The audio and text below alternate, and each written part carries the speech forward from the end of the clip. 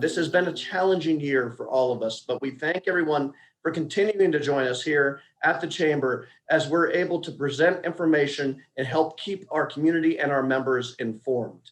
We would like to thank our sponsors of today's legislative conference, 103.1 WJMA, 105.5 and 95.3 SAM FM, Culpeper Star Exponent, and UVA Community Credit Union.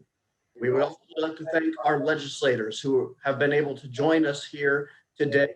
Delegate Nick Freitas from the 30th District, Delegate Michael Wiebert of the 18th District, Senator Bryce Reeves, 17th District, represented by Chris Snyder, Senator Emmett Hanger, 24th District. Good morning. Thank you for joining us. And Senator Jill Vogel of the 27th District. Morning. Nice to be with you. Thank you all for joining us. We greatly appreciate it. We will begin with a presentation. And for those attendees, if you have a question, please type it in the chat function. And if we have time following the presentation, we will relay your questions to the legislators. We've received a couple already, and we have those prepared. It's just going to be on a time basis. We're going to begin with a presentation on education featuring Randy Richards-Lutz, Career and Technical Education Director for Culpeper County Public Schools. Randy, thank you for joining us today.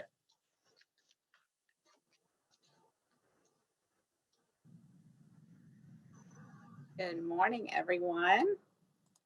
Make sure that you can see my screen. Do you have it there, Jeff? We do. Go right ahead. So good morning, everyone. First, I want to thank Jeff and Amy and the Culpeper Chamber of Commerce for inviting me this morning, and welcome to our honorable legislators. It really is an honor this morning to speak to you about my passion, which is career and technical education. As you know, as the CTE director for Culpeper County Public Schools, I just get to spread the word about CTE, which prepares our learners for success in high demand living wage careers while closing the skills gaps for employers across the country. So during our time today, I'm going to show you what career and technical education looks like. I'm going to tell you why I think it's important for our learners, our economy, and our employers. I'm going to talk about what the education bills are before you. So what does CTE education, what does career and technical education look like to us? Well, it provides middle school, high school, post-secondary, and adult learners with knowledge and skills that they need to be prepared for successful careers. And here in Culpeper County, we are fortunate to do that in both of our middle schools, both of our high schools, and with our partnerships with Germanna Community College, with post-secondary, and J. Sargent Reynolds. Learners that are in CTE programs, they progress along a pathway that with specific academic and technical courses, and they have these wonderful opportunities to participate in work-based learning that I'm going to speak in depth about. They engage with employers, and they get to apply what they're learning through hands-on projects. What else does it look like? In Virginia, we serve CTE close to 700,000 learners each year. That's a duplicate count, meaning that some students take more than one CTE course a year, but that is per year, 700,000.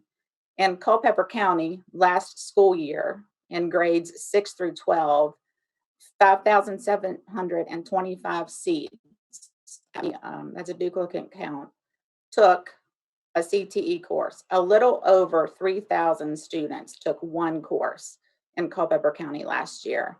And of the class of 2020, 594 of our graduates last year took at least one CTE course. That's 99.2%.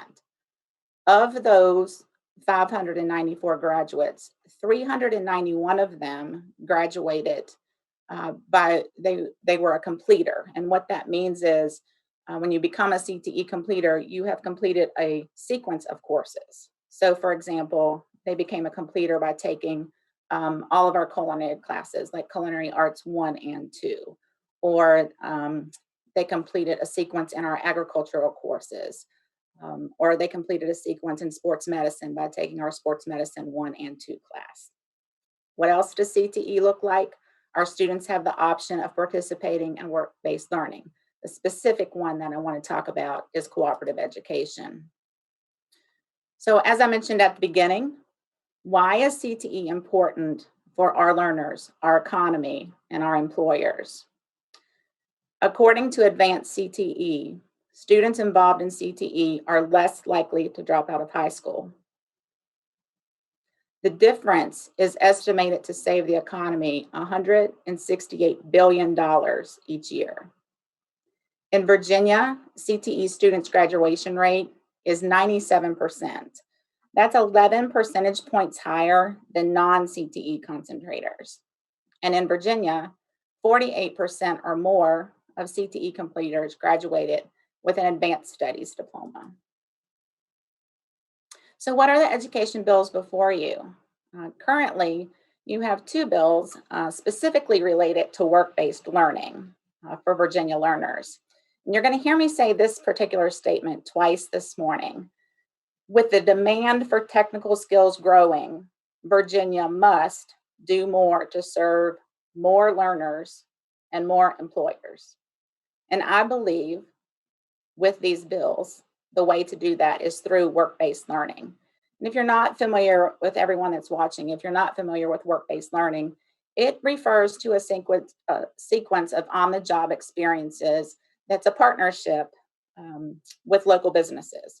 We coordinate that through our school divisions, and it's in line with our Virginia Profile of a Graduate. And that's the graphic that you see there. Our Virginia Profile of a Graduate focuses on Virginia's 5 C's, which are citizenship skills, creative thinking skills, communication, collaboration, and critical thinking. And I can tell you that through work-based learning, that is one of the most amazing ways for our students to learn our profile of a graduate and get those 5 C's. So I know this is a very wordy slide, but it's a lot of information that's very important. Work-based learning, what it does is it enables our students to apply what they learn in the classroom on the job in real work experiences. It's an extension of our classrooms. So what my teachers teach our students in the classroom, they then go into the workplace and they apply what their teachers have taught them. Our coordinators or our cooperative education teachers work very closely with the employers, and you'll hear from an employer in a few minutes that will tell you how that works. In Virginia, you'll see in the second bullet point there, Virginia recognizes 11 work-based learning methods of instruction, not just cooperative education. We can do job shadowing, we can do mentorships, service learning, externships, school-based enterprise, internships, entrepreneurship, clinical experiences, which we do with our healthcare technician program, co-op, as I've been talking about, youth registered apprenticeships, and registered apprenticeships. So you can see there's 11 ways that we can do work-based learning, lots and lots of possibilities. So specific information for you on co-op in Culpeper County. Students earn credit for this. For every 200 hours that they work in a school year, they get 1 credit. This particular school year, I have 38 students that are currently working. And last school year, we had 65 students.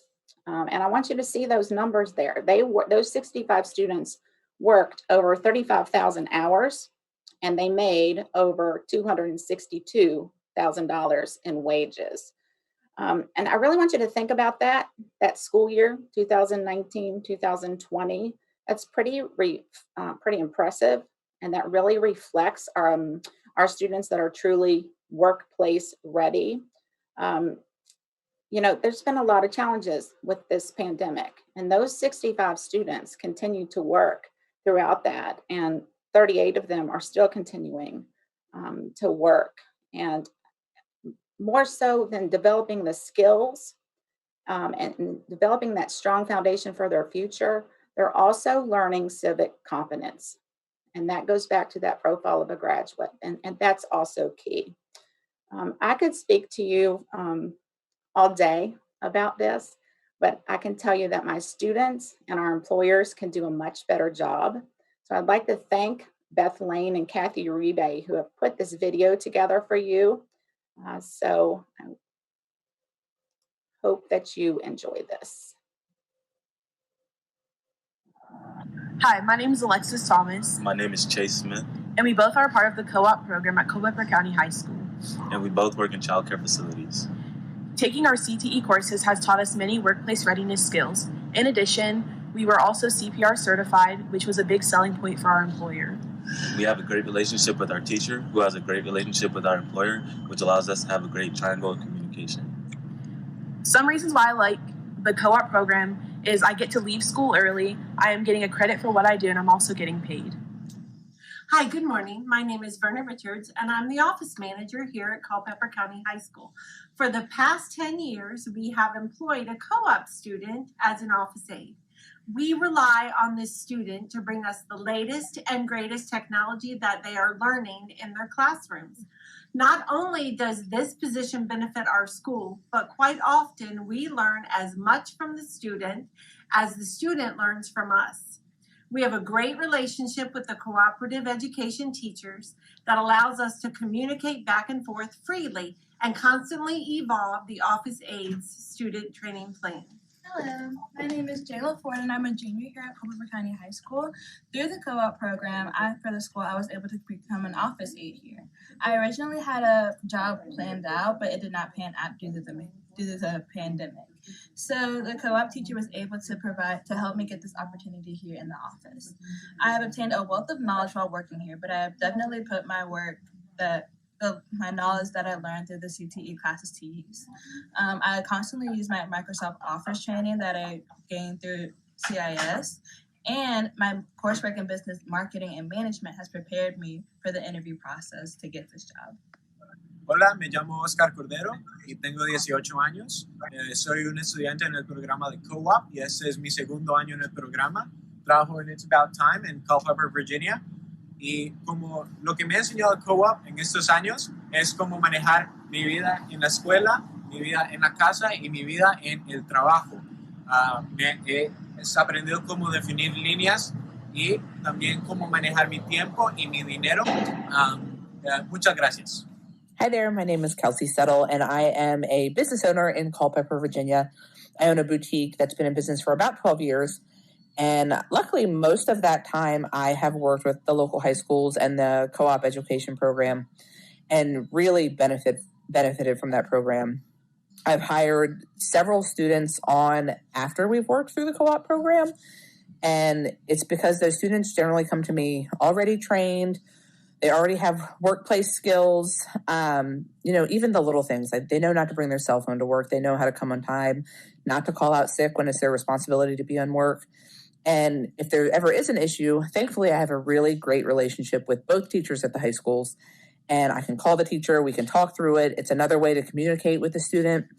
And I've learned that it's been a really nice way to have a trained employee come on board, stay on board, and someone I could really, work with and understands the workplace. I've hired students that are not in co-op and not had such a great experience.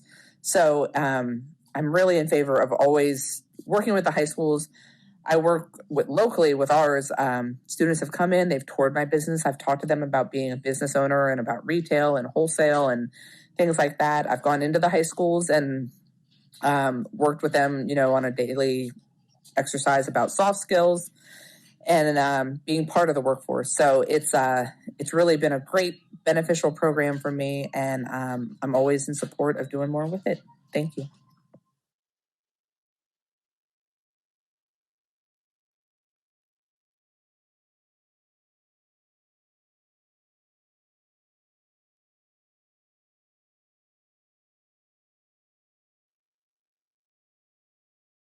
So I told you that they could tell it better.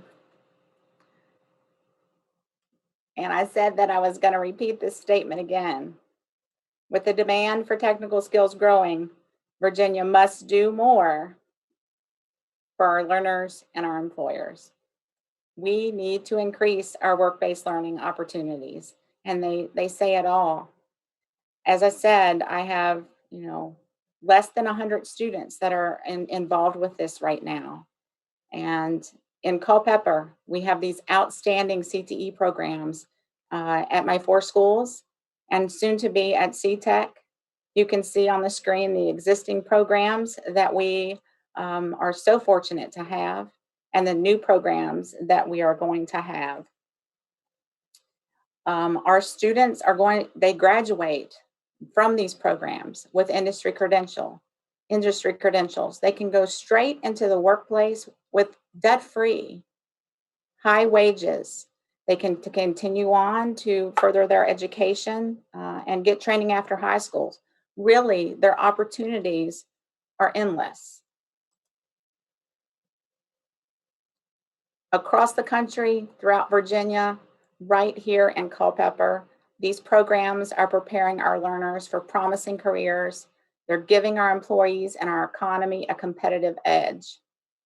If you leave this morning with one sentence from me, the one that I want you to remember is this, that when our students take a CTE sequence of classes, it is much more than taking an elective. It's a pathway to a career choice. So let's expand the funding for our CTE programs, specifically work-based learning. We're creating a brighter future for Virginia, leading to more career options for our learners, better results for our employers, and increasing the growth of our economy. So I sincerely thank you for your time this morning. I'd love to take some questions, and I ask you to follow us on Twitter. There is how you can do that. There's my contact information. When I leave you here this morning, I'm going to CTEC, so I had to show you a picture there of a rendering of the building because everything that I'm talking about this morning completely ties to that. So I had to share that with you. So again, happy to share any questions that you may have. Thank you, Randy. We have 2 questions coming in, but I'll go to our legislators first. Do you folks have any questions for Randy?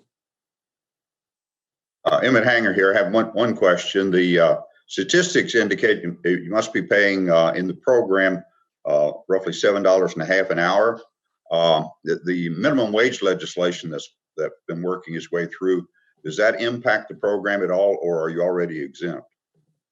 So the employers pay the students. Culpeper County Public Schools we do have a couple of students that work for us, and we do pay them minimum wage.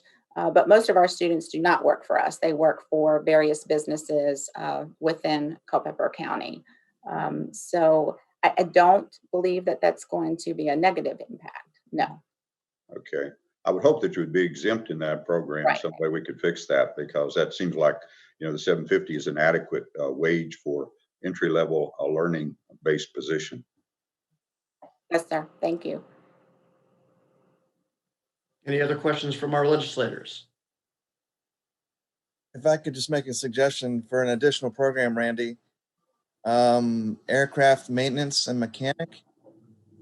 And the reason it came to mind is because I was at Shannon Airport in Spotsylvania, and I actually ran into one of the kids that I remember from Soapbox in Culpeper, 14 years ago, and he's working as a mechanic now, and he came up through Culpeper. So, and that's a 6-figure income. So, Absolutely. Thank you, Chris. We'll look into it for sure.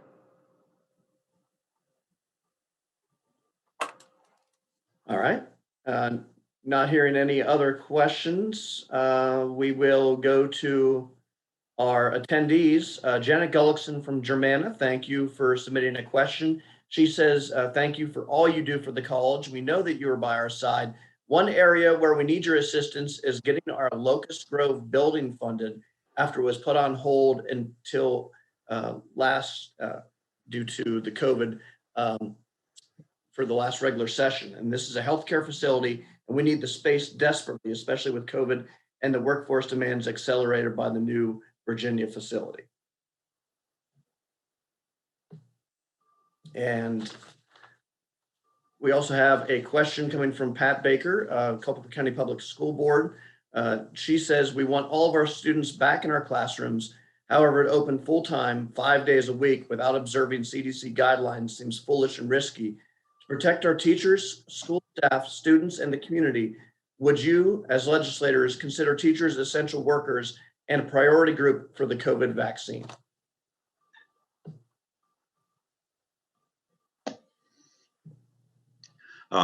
Emmett Hanger here. The first one, Locust Grove. I think I should be able to get the money back into the capital budget for the Locust Grove facility. I view that as an important project. I certainly will attempt to put it back on the fast track. The other short answer is yes.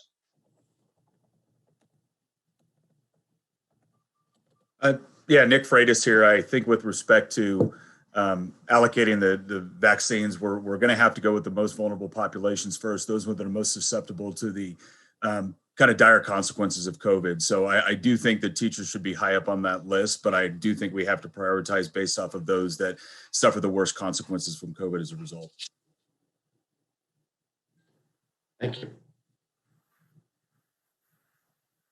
All right, we are going to, unless the legislators have anything else to add, we are going to move on to healthcare, which is certainly at the forefront of everybody's mind at this point in time. And we're joined by Donna Staten, CEO of Novant Health, UVA Health System, Culpeper Medical Center. And Donna, thank you for joining us today, and we look forward to hearing about healthcare in the Culpeper community. Good morning, everyone. It's great to be here. It's certainly been an unprecedented time in the Culpeper community and at Culpeper Medical Center.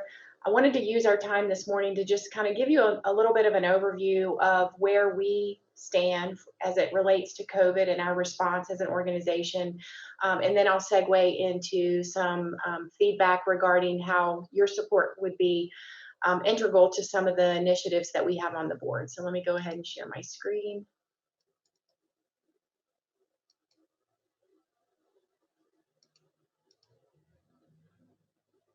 So this is actually, the next two slides are some things that we shared with our most recent board meeting. And I thought that this was important to provide some overview and context for this audience. The impact that NHUVA, which is a 3-hospital system comprised of Culpeper Medical Center, as well as 2 sister hospitals located in the northern part of our health district region, Prince William Hospital and Haymarket Hospital. And what you'll see from this graphic is really a representation of cases per capita and the density of COVID-19 specifically on the communities that we serve.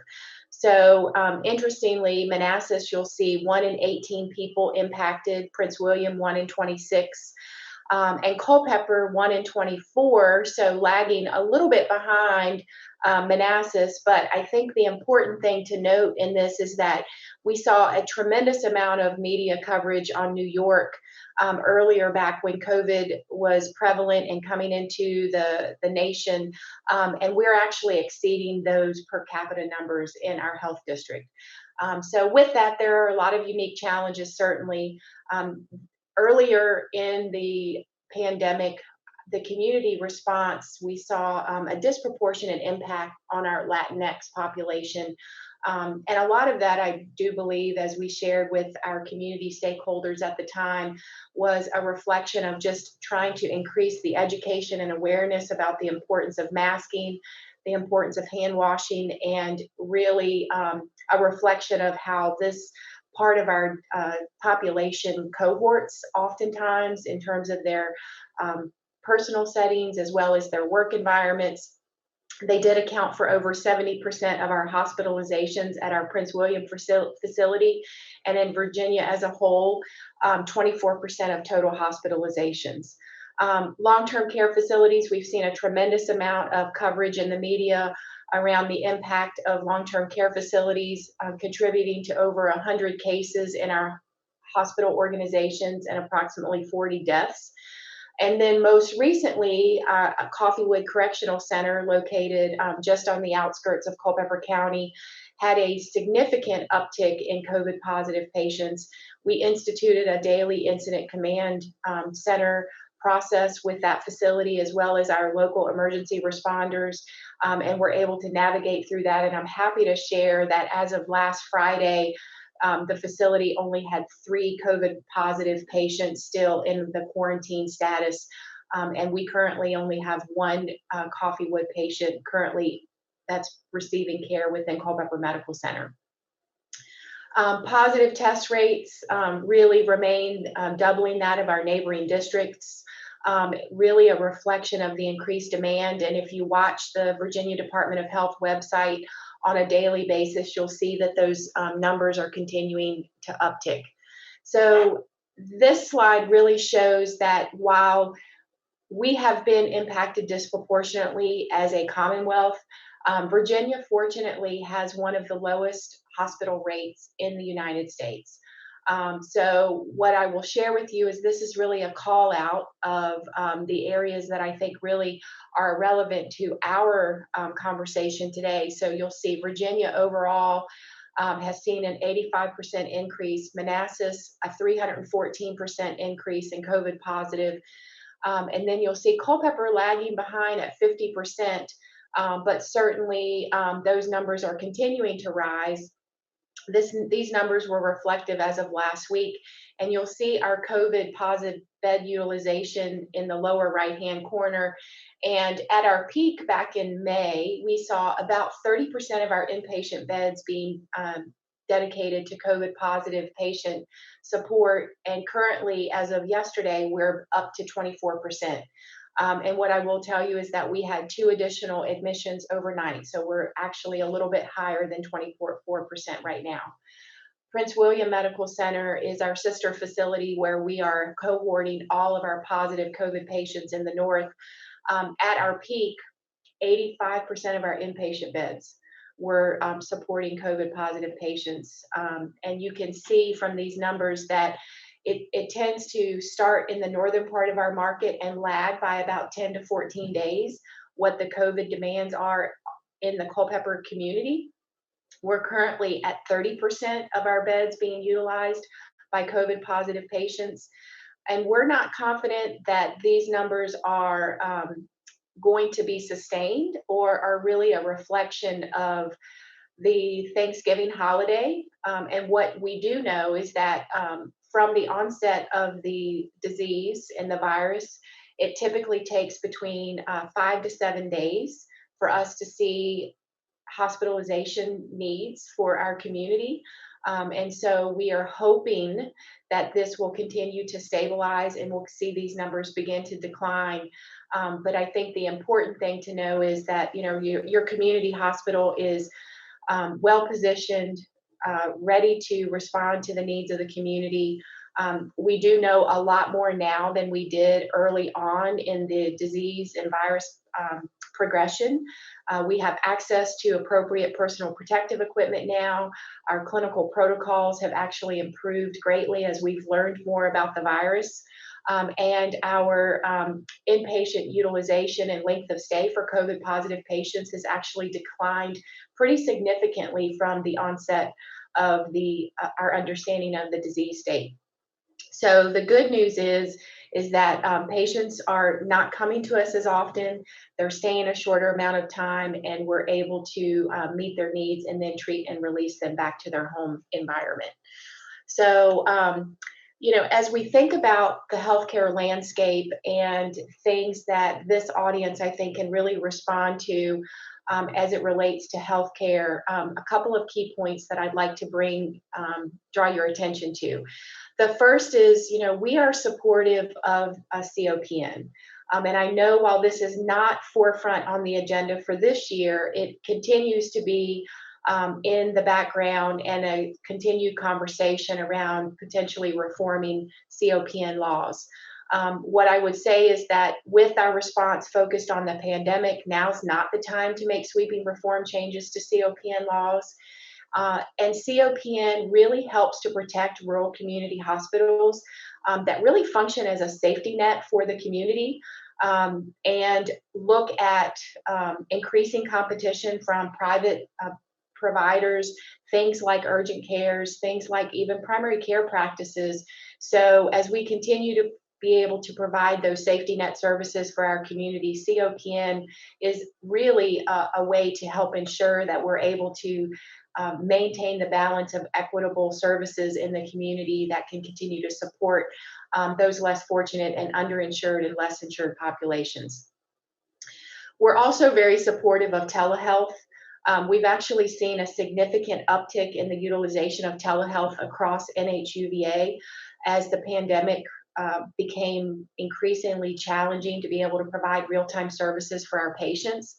I do hope that this is one of the things that will continue to remain as we come out of the other side and move to a more normal new state of existence. Reimbursement for telehealth, I think, is important. It will help to drive down overall cost within the healthcare utilization. I know that we are supporting continued remote monitoring. Audio-only access, I think, is increasingly important for the Commonwealth to offer reimbursement for, as we have limited broadband within many of our areas of our Commonwealth and across our community.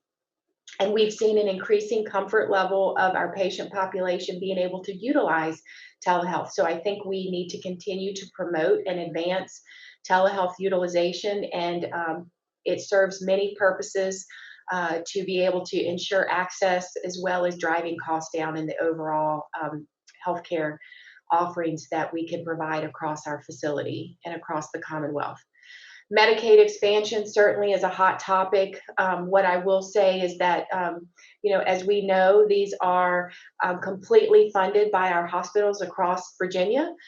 We are expected to reach 550,000 enrollees with the expansion in Virginia. And as a result of that, our costs associated with Medicaid expansion continue to rise. So I would really urge our legislators to look at state and federal laws that will allow us to be creative and provide funding efforts to support our commitment. Because as a non-for-profit, as a community healthcare provider, it is our #1 priority to provide access to all and continue to make sure that we are not closing our doors to those that are less insured or underinsured. With some of the financial changes that we made in our policies around Medicaid expansion, we actually see less utilization in our free clinic and more utilization at the hospital. So we just need to be mindful of that and making sure that we can keep those support efforts in balance as we continue to provide coverage for the Commonwealth and patients across our districts. The next area that I'd like to touch on is really advocating for us to remove the emergency department utilization and readmission penalty. This is very challenging. And for those of us that work in healthcare on a daily basis, we understand that when a patient presents to the emergency department, we have to do a lot of rule-out testing in order to determine what the appropriate form of treatment and intervention is for that patient. The current position of this policy suggests that our payment would be tied to what the final diagnosis of the patient is, as opposed to what they present for in terms of treatment. So, great scenario, patient presents to our emergency department with chest pain. Patient is a 40-plus-year-old, has a high risk factor of having an acute MI. We have to go through a series of rule-out tests in order to determine what the patient is actually suffering. A lot of lab work, a lot of CT, high cost associated procedures and testing. Patient ends up having acid reflux, heartburn. We don't know that until we go through this exhaustive testing process. Under the current parameters of this provision, we're actually paid for heartburn as opposed to a rule out of chest pain. So I would really advocate for not imposing these types of restrictions on the emergency department. I do think it is a slippery slope as we move towards potential EMTALA implications and unintended consequences of the types of treatments that we may provide to patients as they present. Question. Yes. Okay, so we're talking about how you all are paid in regards to that. And this falls under Medicaid, right? So how much of that is federal law versus what was passed by the General Assembly?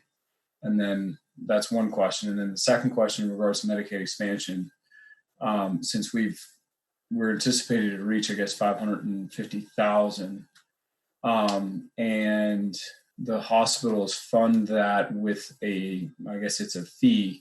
How much has that increased over time or will increase when we reach 550,000 patients? Those are great questions, Delegate Weber. And what I will say is that, it becomes increasingly difficult. Probably a 20% increase in our Medicaid expansion is what I would guesstimate. And as an administrator, it's extremely difficult to manage your book of business when your payments are a reflection of utilization for Medicaid expansion. So when you put your annual budget together, you do a look back on what you think your historical Medicaid has been. But then when the quarterly payments or the monthly payments come in, you do a true up. So those go up or down based on overall utilization. So, as we think about how we manage our home finances, it becomes increasingly difficult to be able to manage in that kind of environment that is constantly flexing. We lose money on Medicaid patients. We do not cover our expenses on Medicaid. We do not cover our expenses on Medicare. I am absolutely supportive of funding for all patients. What I will say is that as we expand this safety net, we have to look at creative funding sources to make sure that our hospitals specifically are not disproportionately impacted to be able to continue to provide those services. So Culpeper Hospital specifically, we see a disproportionate share of Medicaid and Medicare, much, much higher than some of our sister facilities in our planning district. And because of that, our expenses are much, much higher as well. And so you begin to get upside down pretty darn quickly when our number of Medicaid patients continue to rise. So what I would say is that, we often look at, dish funding for hospitals or critical access hospitals and some other funding streams that can help support hospitals that may be small safety net hospitals. I would say that Culpeper Medical Center, based on our payer mix, actually falls into that kind of category. So whether you look at it through DISH or whether you look at some kind of readjustment in the way that Medicaid expansion costs are distributed across the Commonwealth, those are things that I would ask for this group to consider. Thank you. So I think I covered the points on that. Any other questions on that before I move forward? Yeah, quick question. Sorry, what do you anticipate as a creative funding source?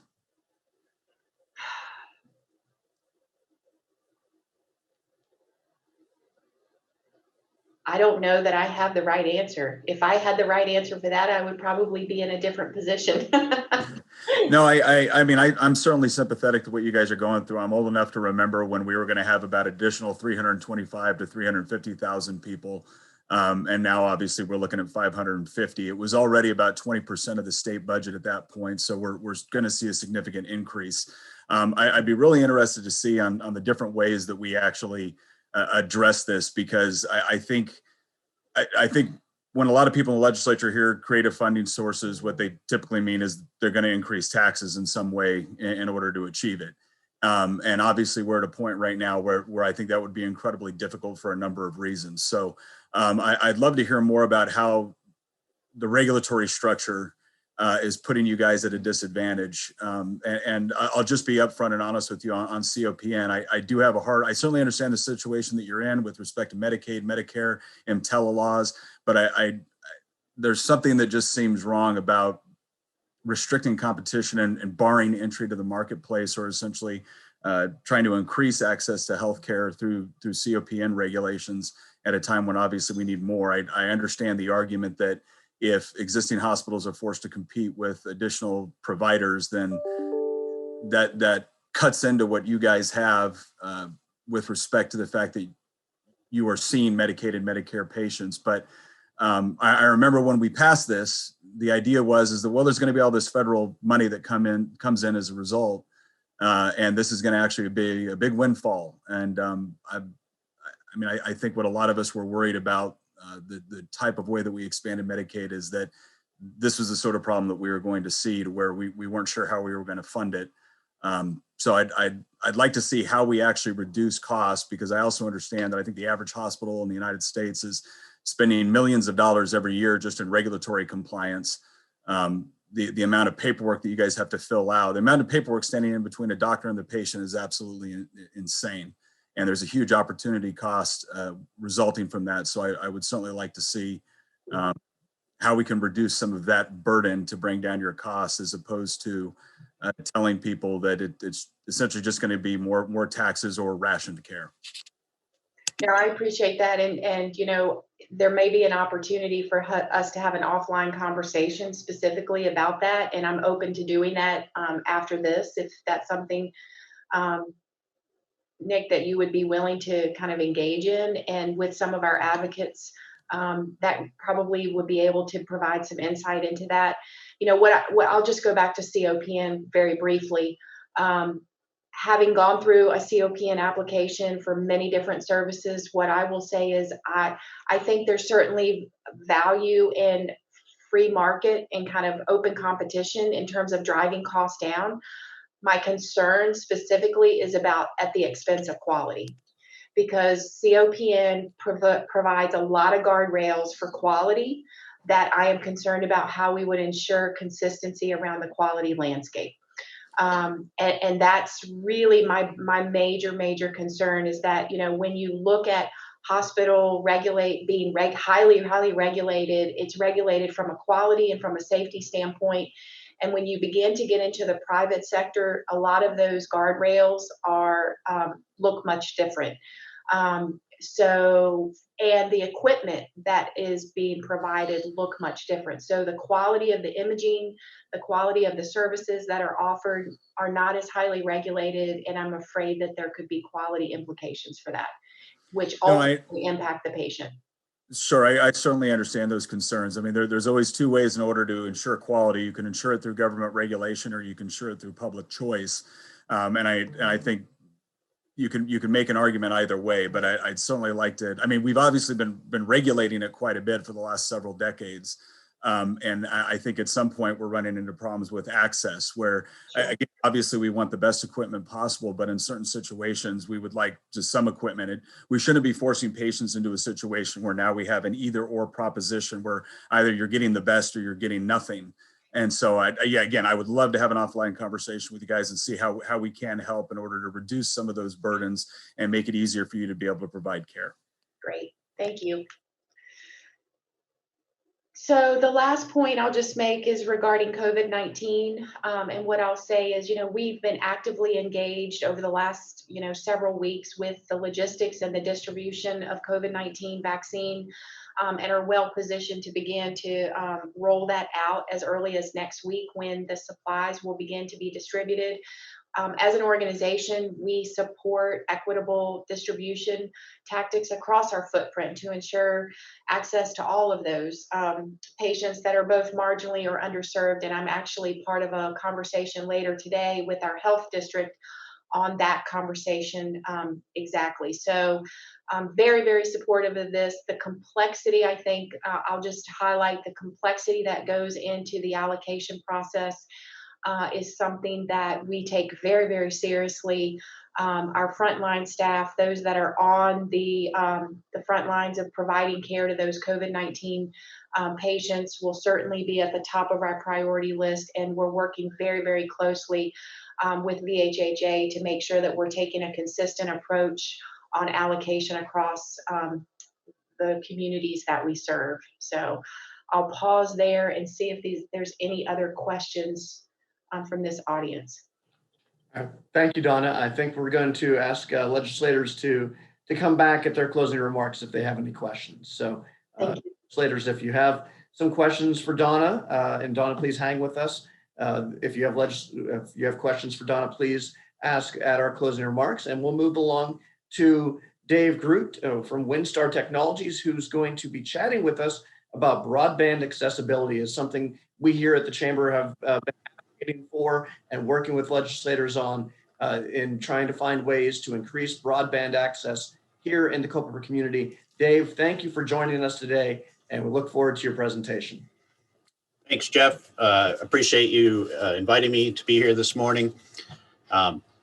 By no means will I say I'm the expert on broadband availability, but I can talk to you to the point of why it's important and why we need to be doing anything we can to expand that availability throughout the county. My name, as Jeff said, is Dave Groot. I'm with WinStar Technologies. I've been working in Culpeper area helping folks with their IT needs for over 25 years. We've seen back in 1994, the first internet provider came into Culpeper. It was a dial-up service, so we've been involved pretty much since those times. There are a couple of bills that are coming before you, I guess, this year that you're discussing, broadband services and prohibiting features, meaning prohibiting service providers from throttling back speeds or blocking based on particular content. The use of utility easements for the delivery of those broadband services, and then allowing local governments and municipalities to potentially get involved in delivering that service to the citizens of their different areas. So on that note, currently, as of October, we had almost 5 billion internet users on the web across the world. You can see that North America, that's not just the United States, but that's 332 million folks there. In that same conversation, looking at North America, which is primarily the United States, but not entirely, there's 368 million potential folks, of which 332 million are internet users. We have a 90% percentage of penetration or availability of that high-speed internet. And we're seeing basically 208%, which if you look is a low growth, although we are doing pretty well as far as the population and the penetration. Where we lack is in the rural areas, right? We have done a great job in the urbans, and even in towns and such. But as you get more out into the county, in Culpeper's instance, there's still several places that either have no access to broadband internet or very limited access to broadband internet. And this isn't just a financial aspect. This isn't demographic. This is location, right? So this is affecting everybody.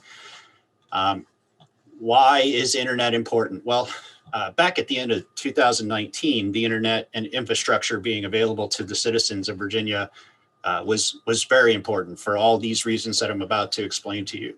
Then came COVID, and it compounded those needs 10 times over. But it certainly is a very big driver in employment and economic growth. It allows for remote working and teleworking opportunities, and especially in today's world. This is where businesses are looking for this infrastructure to be able to provide that to their employees so that they can then work from home. Education. All of our schools, they spoke this morning, they're in a hybrid state. They're working from the kids are learning from home, and then they're coming to school when they can.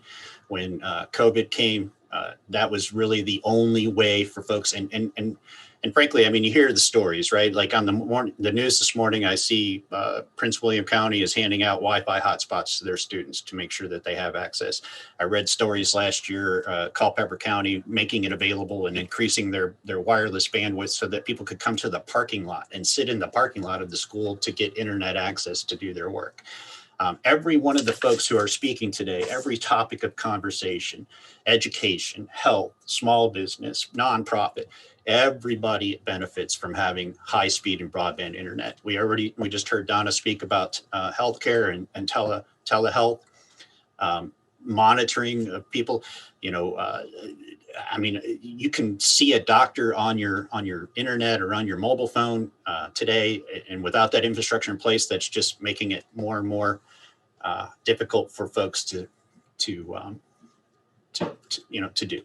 And even in farming and ranching, which is a big part of our Culpeper culture, folks are using technology and internet to monitor their fields, to monitor soil, moisture rates and different things that they need to do. I wish I could talk more about that. I'm not too much familiar with farming. However, the need is there. Cannot emphasize that enough.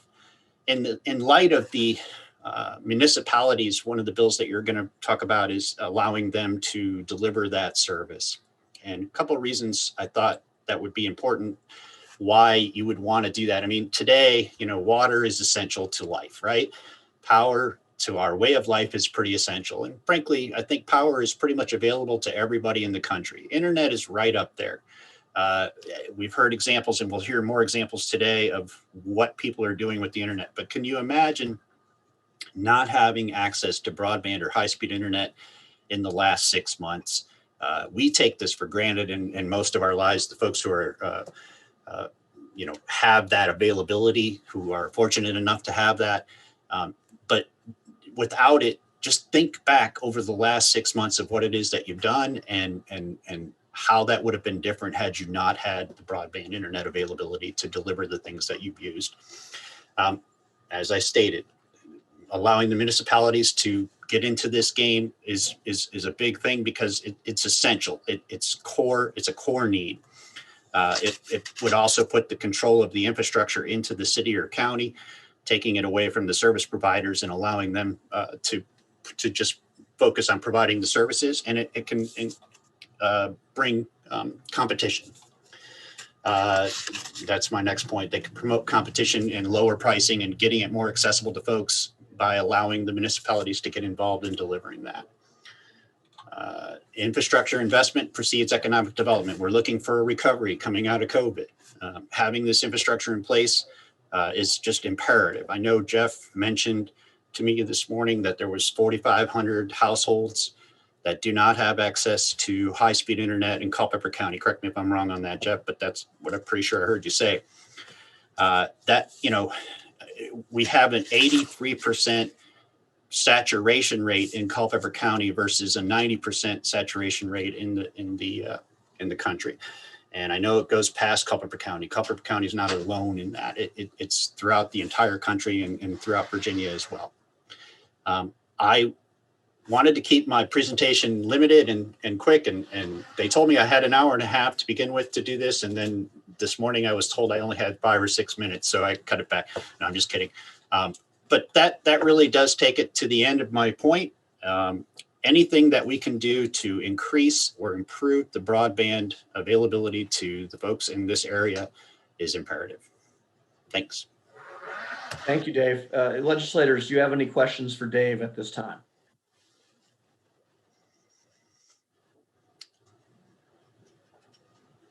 Hearing none, we can come back to this at their closing remarks if they would like to make a comment. Dave, please hold on so you're able to answer questions if need be. Now we'll be going to small business presented by Tom Fish of Go Beyond Action Coach 2 Rivers. Tom, thank you for joining us today and speaking on behalf of small businesses. Very nice to be here with everybody, distinguished panelists and guests who are viewing. Let me share my screen.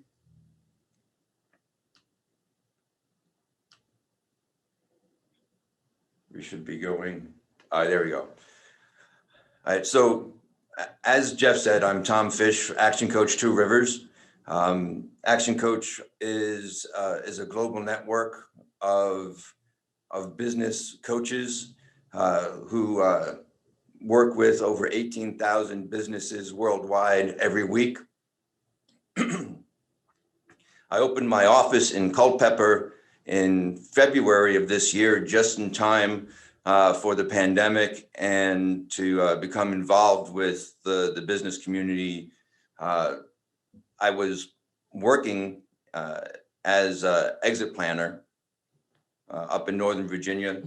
My wife and I moved to our dream country home in Unionville in October of 2018.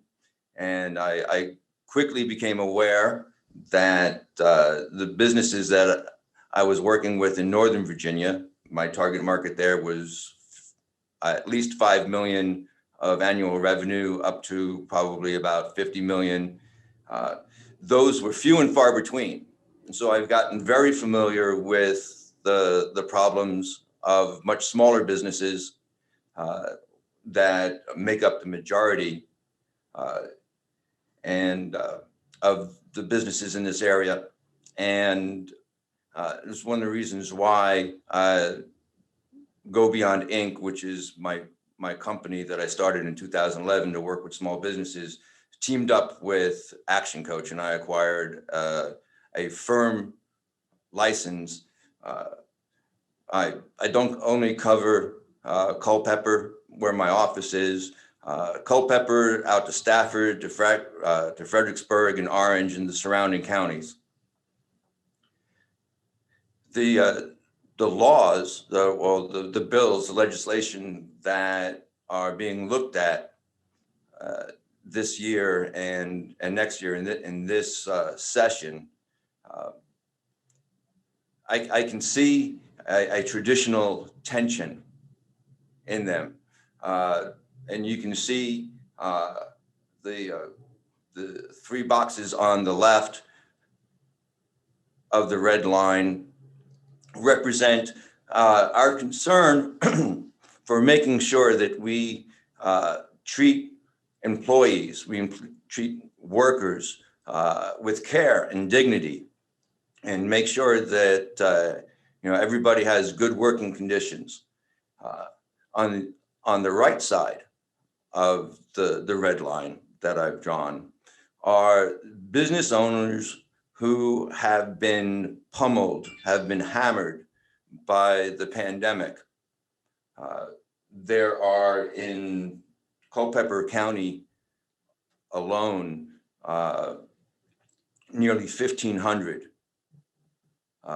employer, I'm not talking about singleton solopreneurs, employer businesses, and they have struggled in this current situation. I've only been able to get my hands on and talk to maybe 24% of them, but we've been very busy talking to business owners, giving free education and free coaching sessions just to make sure that we're helping to maintain the bedrock of our local economy. And business owners, small business is the bedrock of any local economy. I'm going to be that's enough preaching there, and I'm going to switch, and we're going to talk about the bills. Now, the bills I've grouped them. The first group really deals with minimum wage. There's the House bill, and that 325 that contemplates a local alternative minimum wage that may not be lower than the federal minimum wage, but it would be imposed by localities. And the House, for the increasing the Virginia minimum wage, the House bill and the Senate bill are identical. Talking to small business owners, this is the one that they are most concerned about. Increasing the minimum wage to that extent business owners say will really have an impact on them. I'm not saying exactly what kind of impact, but by and large, they're saying that an increase in minimum wage will put a lot of pressure on small businesses. The next bill is, and there are two, they're very similar, the House bill and the Senate bill. There are just a little bit differences between them. It's looking at employees versus independent contractors and penalties for misclassifying.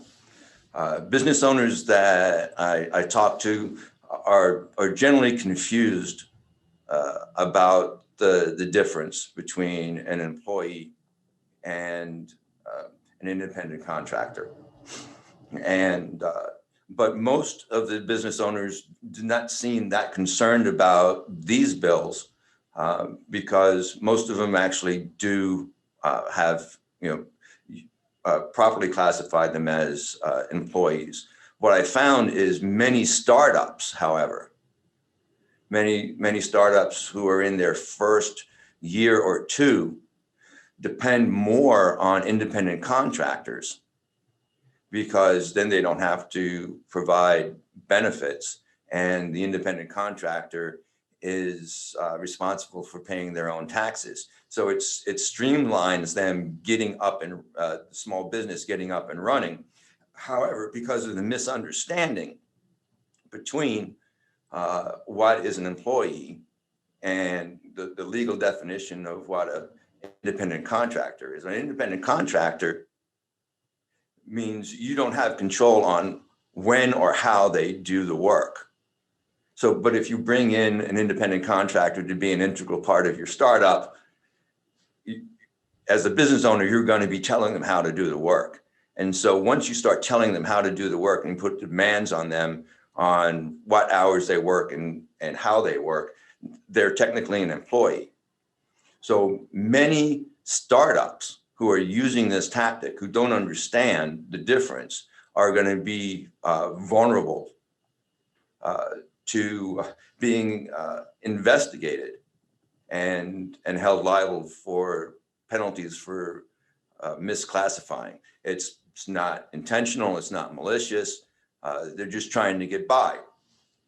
So there's got to be some education prior to putting a bill like this in place so that small businesses, especially startups, can get their acts together and not be held liable for misclassifying until they can clean it up. Funding of family medical leave. This House bill would create a benefit that would be paid for by taxing both employees and employers. People are entitled to family medical leave now through federal legislation. This would create an insurance that would be paid for by the employers and by the employees themselves. I don't have any axe to grind on this one. And I haven't heard a lot of conversation from small business owners about it. Mandatory paid sick leave. This bill would make it law that would require public and private employers with 15 or more employees to provide employees earned paid sick leave 1 day for 1 hour for every 30 hours worked. What this bill does, and a lot of employers, both large and small, use creative ways of providing, of using, sorry. I wanted to make sure that Jeff wasn't texting me. using creative ways to provide paid time off to their employees. A lot of them use the PTO concept, the paid time off concept, rather than sick leave and holidays. And this bill would create a requirement for a separation of sick leave and holidays. And most employers right now, if they do give you up to 5 days of sick leave, 40 hours of sick leave, separate from vacation, it doesn't roll over. You use those in that year or you don't. The way this bill reads, at least the summary that I saw, this would create another bank of time off that can be rolled over from year to year. Not too many businesses are squawking about this particular bill, but it was, it's on the slate, and so I would comment about it. But my larger question, are these these are the most important small business things that the legislature is looking at during this session? I wouldn't be a coach if I didn't try to provoke thought and perhaps action. So I'm going to bring your attention to an 800-pound gorilla that I'm not hearing a lot of talk about. And I'm thinking that the legislature branch of Virginia might have some bigger fish to fry. I want to draw your attention to, everybody knows this, there's an age wave. Baby boomers are turning 65 at a rate of 10,000 a day.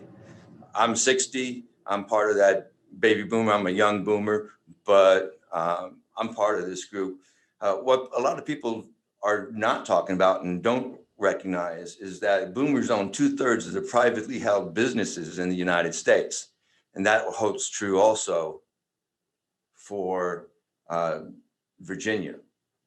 That's $10 trillion worth of value that will either transfer hands or disappear. In good times, only about 20% of businesses that go in the market actually sell. And that's because they're not ready to sell. And what I haven't included in this is that small business owners, they have 70 to 80% of their net worth tied up in small business, tied up in their business. So if they don't sell or somehow have a monetary event when they leave business ownership, they're not going to have a retirement to fall back on. Problems that this will create, jobs will disappear along with those businesses, which will erode the tax base. And younger generations are not starting businesses at the same rate that the boomers did. Some suggestions. There could be public-private partnerships to improve the salability of these boomer businesses and encourage younger generations to be able to take over an existing business rather than starting a new business from scratch.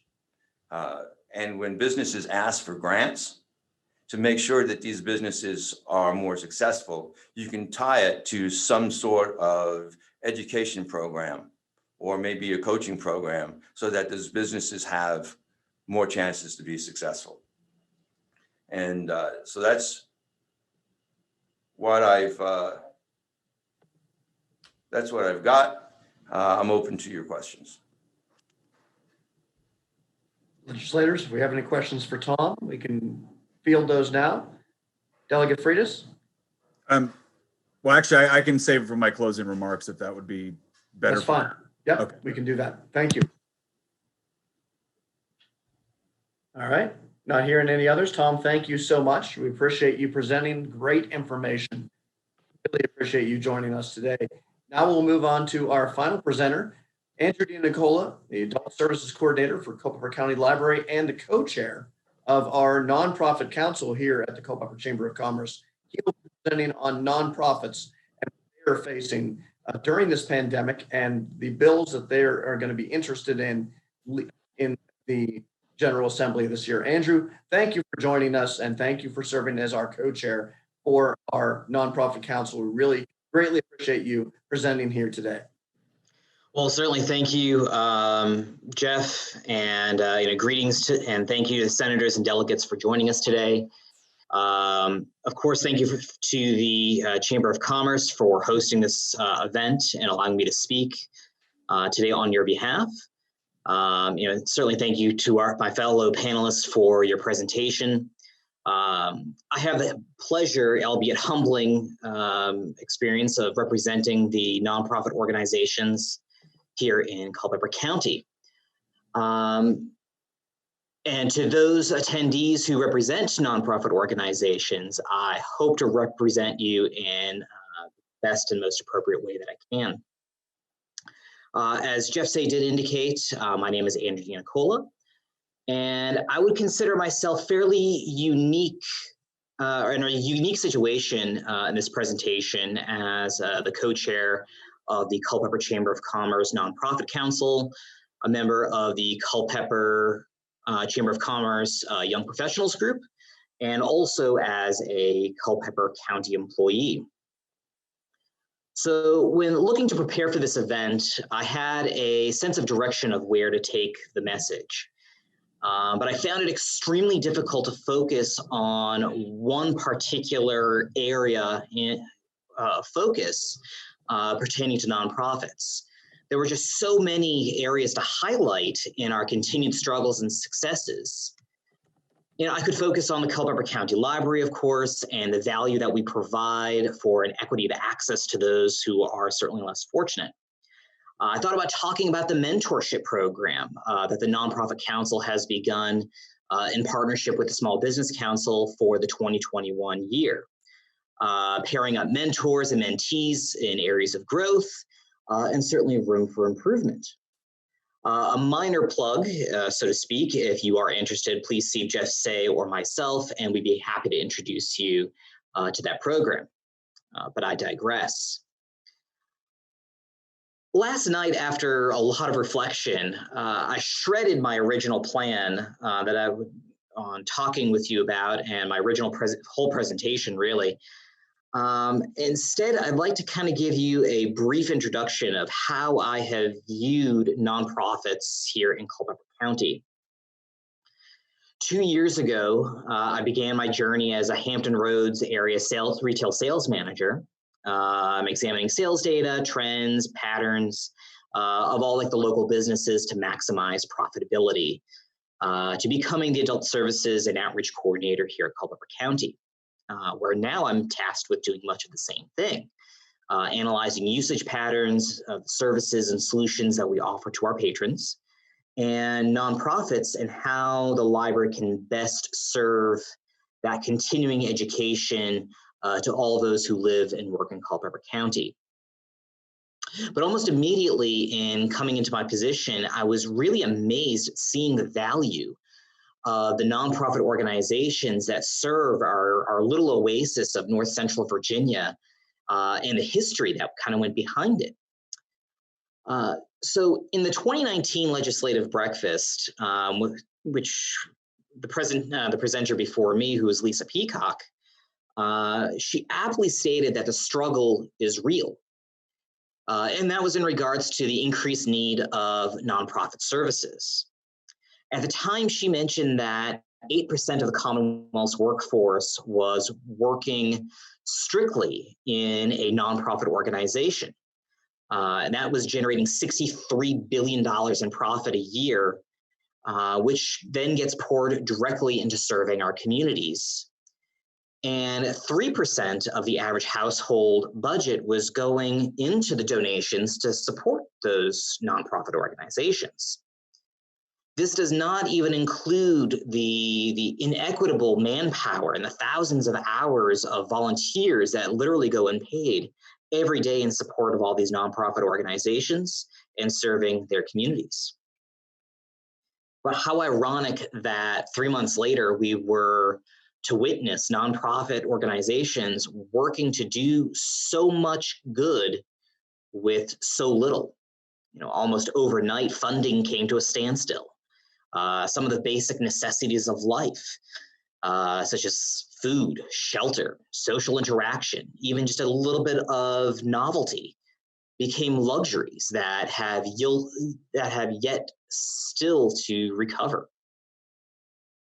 Think of the Culpeper Food Closet, the Salvation Army, and other organizations that have become a lifeblood, providing food and shelter.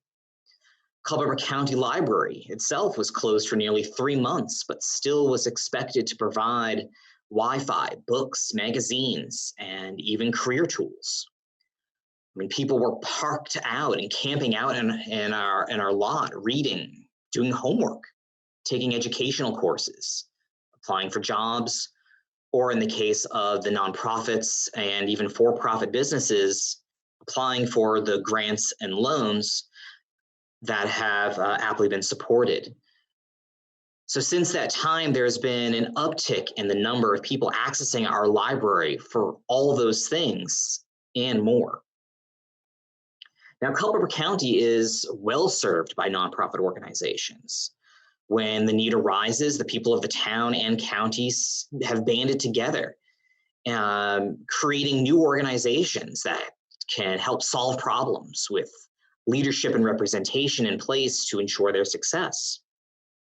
Now, of course, this past summer, the town of Culpeper and Culpeper County, using Federal CARES Act and the Virginia Rebuild Program, they created the Culpeper CARES Small Business Recovery Grant to small businesses and the 501c3s, nonprofit organizations that have been affected by COVID-19.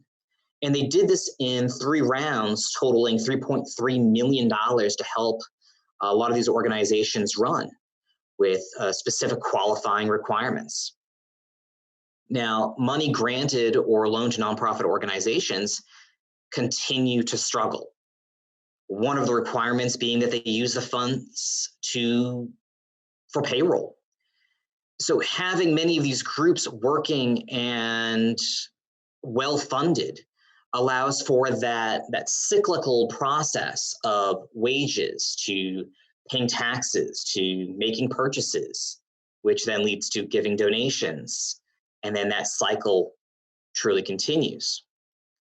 So much like the small businesses that the Chamber represents, it's going to take years to recover for a lot of these nonprofit organizations. Now, in the 2021 legislative year, in doing my research, I didn't find any legislative bill directly addressing the needs of the nonprofits. So going forward in the 2021 year, or even the 2022 year, if we can be so bold as to think even beyond our current needs, if the legislature could consider the impacts of funding to the nonprofit organizations, and of course the libraries, of course in particular to a person like me, as we support our local and state governments. I'd like to close this little mini presentation with a poem written by Emma Lazarus in 1883, about this time actually in 1883, which is emblazoned on a plaque at the Statue of Liberty. So, and I quote, "Not like the brazen giant of Greek fame, with conquering limbs astride from land to land, here at our sea-washed sunset gates shall stand a mighty woman with a torch whose flame is the imprisoned lightning, and her name, Mother of Exiles. Her beacon hand glows worldwide welcome. Her mild eyes command the air-bridged harbor that the twin cities frame. Keep ancient lands, your storied pomp cries with silent lips. Give me your tired, your poor, your huddled masses yearning to breathe free. the wretched refuse of your teeming shore. Send these, the homeless, the tempest tossed, to me. I lift my lamp beside the golden door. Isn't it ironic that in 2020, nonprofit organizations serve as a beacon to those tired, poor, homeless, all weathering the storm? A feature that this county has with open doors and open arms. So thank you all for the opportunity to speak today, and I look forward to answering any questions that you may have. Thank you, Andrew. Greatly appreciate sharing, and I think that was a wonderful sentiment to end on. Beautifully spoken. I also want to share another question that we'd received from Ed Dalrymple, Cedar Limestone, but also president of the community colleges. He writes that the state budget before COVID-19 contains G3 funding that has been delayed. The G3 program could become helpful for retraining jobs, and while we have the current REV program, it will close out this month with the need still in place. So that's something to keep in mind for the legislators and General Assembly. We are going to move to our legislators and give them an opportunity to have some closing remarks. And we will begin with Delegate Nick Freitas from the 30th District. Delegate Freitas, thank you for joining us. Thank you for listening today. Looking forward to your closing remarks. Thank you very much to the chamber, and thank you for all of you for participating. Again, I can't tell you how important it is in a citizen legislature that we have citizens from the community come forward and informing us on how policies in Richmond are directly affecting people. There are no shortage of ideas in Richmond that might look good on paper that don't work very well in reality. And we always need people to be able to tell us what the impact is so that we can share that with our colleagues and hopefully become better legislators as a result. One of the things I wanted to comment on had to do with some of the economic legislation that Tom was mentioning. There was a ration of economic-oriented legislation last session that I think is going to do a great deal of damage to business in general in Virginia and small business specifically. One of the things that was really frustrating for a lot of us, at least on the House side, was when we were debating minimum wage, the advocates got up, and I think they had about 5 people come up and argue for it. We got 1, and then debate was ceremoniously shut down because I agree with you. I think that it's not just the minimum wage, it's all the other regulatory restrictions. I've worked as an independent contractor, and now I know companies that would have otherwise, hire independent contractors are afraid to do so because they just don't know where they're violating the lines or where it could be presumed that they're violating the lines. And if they end up having to go to court as a result, even if they didn't do anything wrong, there's a great deal of costs associated with that when really all they were trying to do was hire somebody who wanted to be hired to do a job. The minimum wage specifically, the thing I'm really concerned about is not only from the small business side, but it's also from the employment side. We've seen what happens when you drastically increase the minimum wage. You tend to have a spike in youth unemployment. There's been a lot of talk from both on the career technical education, how do we get our youth to be able to graduate high school and either go on to community college, or go right into the labor force and be able to get a good job? How do we get more entrepreneurs out of our younger generation? And I think, unfortunately, the legislature has made it significantly more difficult to do all of that through these the legislature pretending that it can engage in price fixing and that there's not going to be negative consequences for those that are trying to get those entry-level positions so they can actually get the experience necessary to move up the economic ladder. So we're going to continue to fight that. We're going to continue to try to share the perspective both of small business owners as well as people that are desperately trying to get a job and how these sort of restrictions can actually reduce people's ability to enter the labor market to become entrepreneurs. I think the education component is very important to that. I'm a huge supporter of the career technical education. I think the more exposure we can provide for our students, not just in the classroom, but through apprenticeship programs, the more coordination and cooperation that we can have between the business community that are going to be supplying those jobs that we want our kids to get and the students themselves while they're going through high school, I think is very critical. And so I think you'll see a lot of agreement, at least for the legislators on this call, in order to try to expand those programs and to try to reduce the regulatory and tax burden that we're starting to see being lobbed onto our small businesses. Because if we really want an environment where people can be well educated and then get a job and right here in Virginia, then we're going to have to make it easier to do those things, not more difficult. Obviously with healthcare, I think we're going to have a lot of debates this General Assembly session with respect to the best way to go about doing that.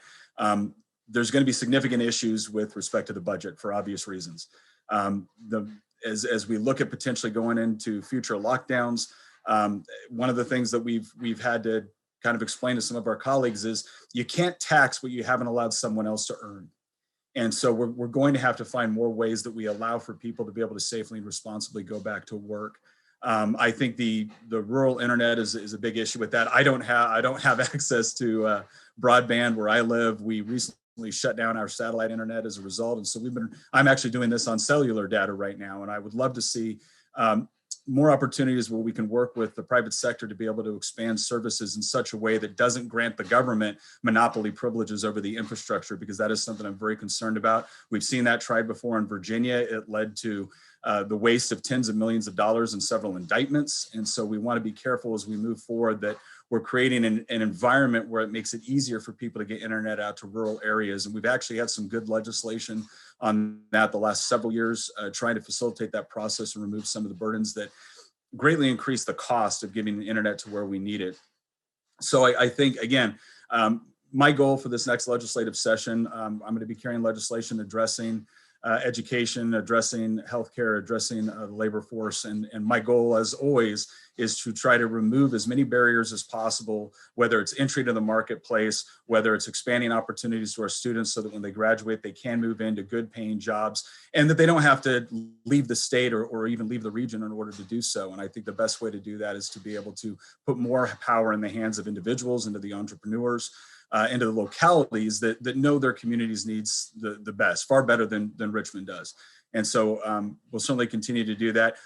Please, as we move into this next legislative session, unfortunately, it is going to be a remote session. There's a lot of us not too thrilled about that idea. We think it actually makes it more difficult to do the important work of legislating and doing it in an effective and transparent process. But please understand that myself, my legislative aide, Gina Stauffenberg, who many of you know does a great job for us, we're open and we're going to need more than ever people to be able to call us to be able to do these virtual meetings. Since we're meeting remotely, we have an opportunity to meet more with constituents in the district.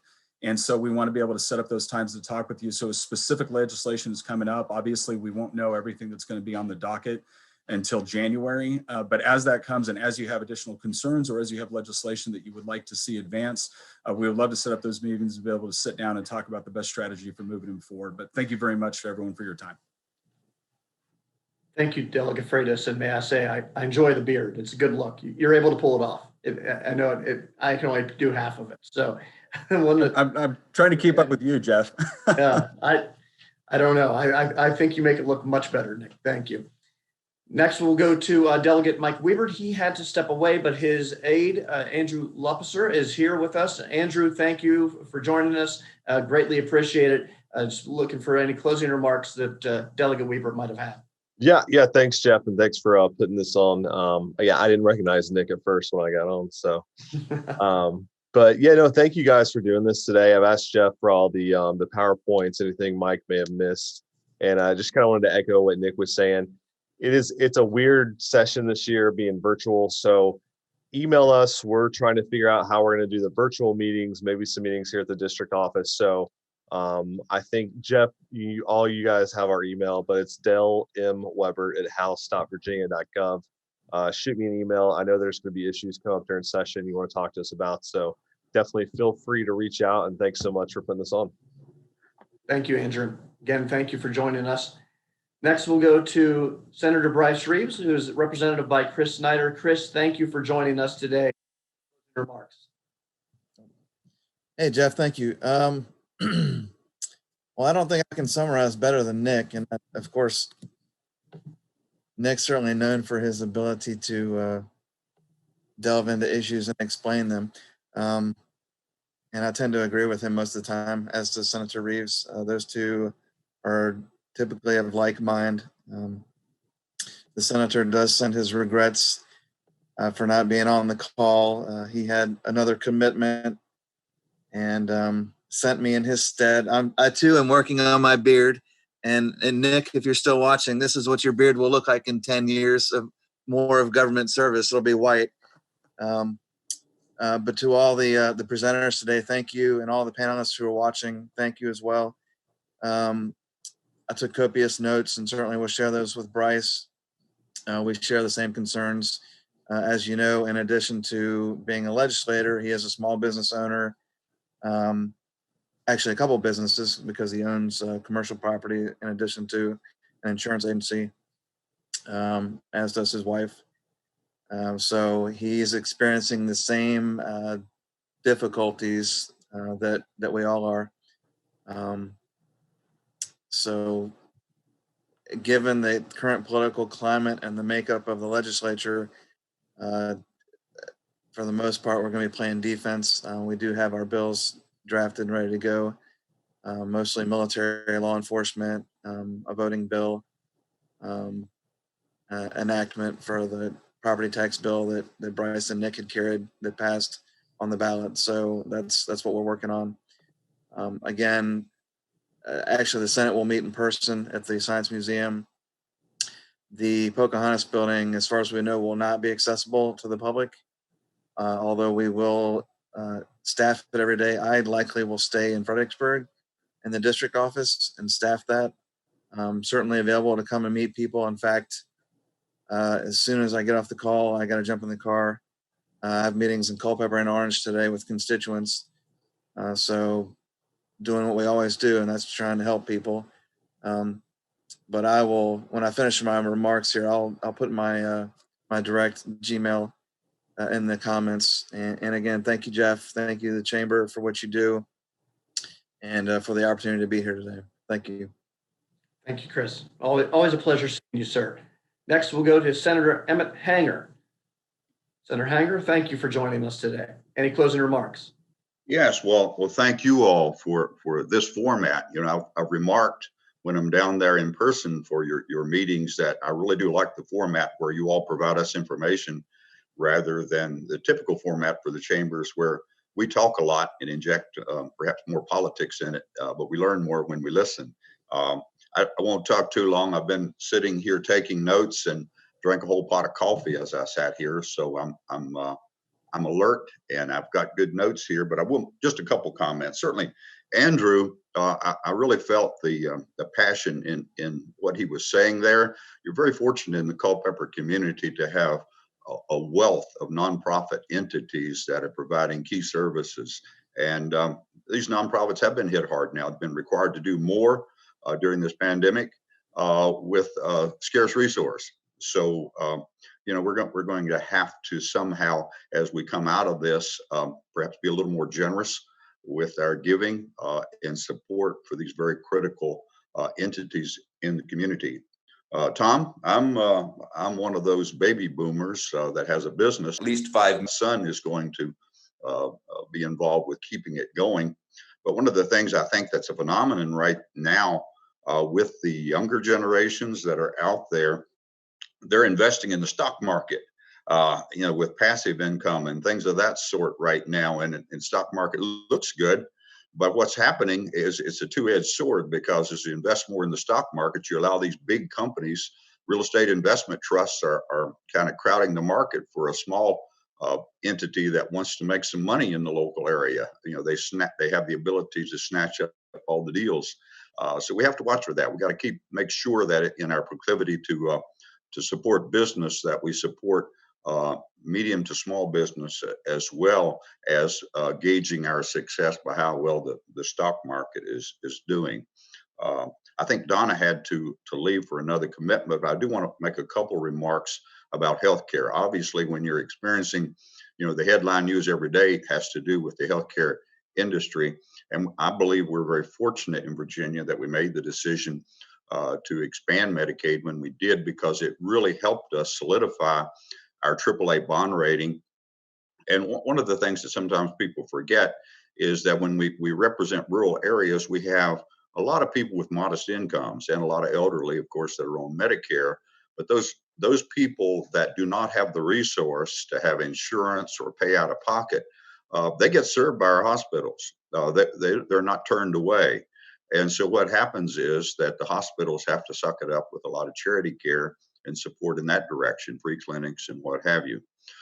We now are at around 494,000 individuals that have Medicaid benefits.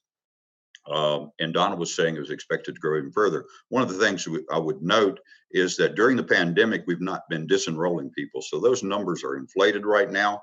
We were looking at a number of about 400,000. And I think as we're able to get people up the income ladder a bit and work with them for jobs and recover, that number can be reduced. But right now, the issue that Donna was suggesting is one that we need to revisit. I believe we're kind of dinging the hospitals with this emergency room outcome situation. One of the debates behind closed doors was trying to squeeze enough money into the budget to provide a dental benefit for Medicaid. And I support that, but that was one of the reasons why we were dinging the hospitals a little bit more, was to be able to come up with the cash to afford that dental benefit. So at any rate, I think I've already addressed some of the workforce monies. I will have some amendments try to get Locust Grove back on the fast track as far as that facility there. And I'm also going to have a budget amendment on career and technical training, because that is extremely important. Thank all of y'all for providing the information to us this morning in the format. Thank you very much, Senator Hanger. Greatly appreciate the information. Now we'll go to Senator Jill Vogel. Senator Vogel, your closing remarks. Good morning. Thank you for hosting us this morning. And I don't have a whole lot to add. I actually have a meeting I'm supposed to be in at 10:30, so I'm not going to belabor this conversation longer and make myself later. I don't have anything to add that hasn't already been said, other than I am happy to work for you all during the legislative session, and hope that you will communicate with me as we go forward. And I am very appreciative of this format and the fact that you all do the talking and give us the information and not the other way around.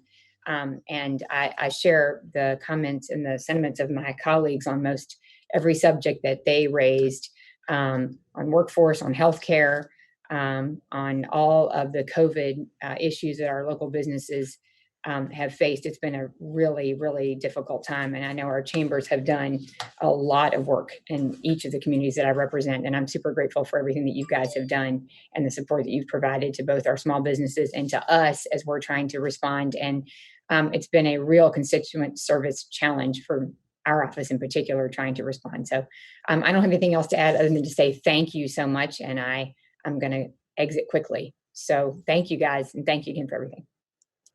Thank you, Senator Vogel. Thank you to all of our legislators that joined us here today. Thank you to, once again, all of our sponsors, 103.1 and 105.5 and 95.3 SAM FM. I want to thank Culpeper Star Exponent and UVA Community Credit Union for sponsoring us here today. I want to thank Amy Frazier, our events coordinator, for once again putting together a wonderful event and being able to bring everybody together. I want to thank all of our panelists and everybody who attended. Thank you. I hope everybody learned a little bit of something here today. I know I certainly did. And I'm looking forward to continuing to work with our community here at the Chamber to be able to further our goals and help Culpeper remain Culpeper strong. This has been a tough year, but we have persevered, and I've been so proud of our community and how we've come together and worked together, and we continue to do that in 2021. Thank you all. Have a great day, and we'll see you soon. Happy holidays. Thank you.